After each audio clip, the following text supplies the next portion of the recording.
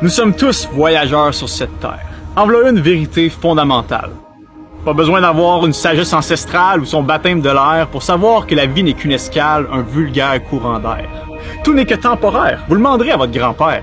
Mais ça, vous le saviez déjà, non? C'est pas ça la vraie question. Je crois que le problème est beaucoup plus profond.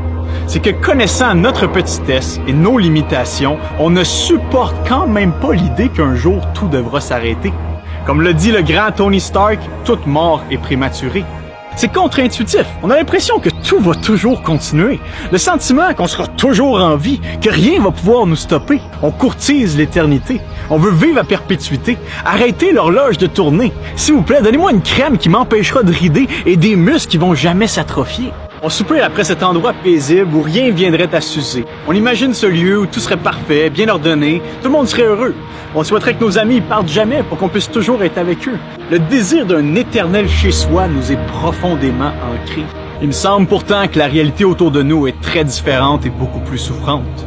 On est condamné à une sorte d'errance et d'insuffisance. Chaque injustice nous fait languir après un monde meilleur. Chaque supplice nous fait ressentir qu'on serait mieux ailleurs. Problèmes de santé, soucis financiers, tensions relationnelles, déception sentimentale, anxiété, deuil, douleur, rejet, haine, trahison, ces choses-là sont étrangères à nos yeux. On n'a pas de thèse pour les expliquer ou de tiroir pour les classer. Ça n'a pas de sens. N'est-ce pas que c'est ce qu'on dit lorsque la tragédie frappe en silence? Je sais pas pour toi, mais moi j'en tire un seul constat. Ici, c'est pas vraiment chez nous. Il y a quelque chose qui cloche. Cette terre a quelque chose de décalé. L'humanité a quelque chose de dérangé. Moi le premier.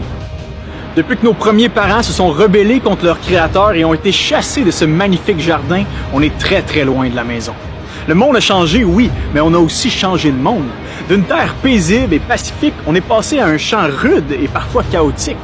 D'un lieu conçu pour notre plus grande joie et liberté, on a été banni dans la honte et la culpabilité. D'un environnement parfait et sain, on a mis les pieds dans un monde dominé par le mal et le malin. D'un jardin harmonieux où l'on trouvait notre plein épanouissement en Dieu, on a atterri dans une jungle où toutes nos relations s'avèrent laborieuses. En fait, on est parti de la maison en claquant la porte, mais le problème, c'est que c'était la seule maison qu'on avait. Il y avait juste l'artisan des cieux qui pouvait nous rendre heureux. Seulement l'Éternel pouvait nous faire vivre éternellement. Et à cause de notre péché, à nous aussi, les portes de ce paradis nous sont fermées à clé. Impossible d'y forcer l'entrée, malgré tout ce dont on pourrait se vanter. Il n'y a qu'une seule personne qui y soit déjà entrée. Un seul homme qui se l'ait vu mériter. Celui qu'on a condamné et crucifié alors qu'il était sans méchanceté. Lui, qui a quitté sa maison, la ville munie d'éternelles fondations, pour venir séjourner parmi sa création. Parcourant les sentiers et les villes, il annonçait à tous ceux qui croisaient « Ayez confiance en Dieu et ayez aussi confiance en moi », disait-il. « Dans la maison de mon Père, il y a bien de l'espace. C'est pourquoi je vous promets que je m'en vais vous préparer une place. Et quand je serai monté pour vous en réserver une, inquiétez-vous pas, je vais revenir pour vous chercher.